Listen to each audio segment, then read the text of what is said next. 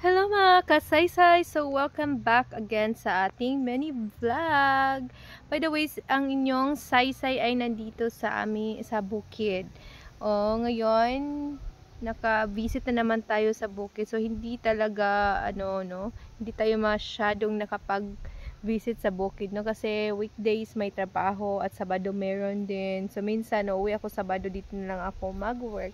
So, ngayon lang talaga na hangin talaga dito kasi sa Manzanitas. Dahil sa Manzanitas, guys, kasi kahit mainit ang araw, green pa rin ang environment natin. So, it's because of the trees sa mangga. Yung mangga ay nag-change leaves. So, tignan nyo naman, nag-change leaves yung mga mangga. Ito lang yung mangga nag-change leaves. Yung iba ay hindi. So, ito yung bahay namin. So, andito lang ako nagtatambay kasi yung wifi ay malakas dito, banda.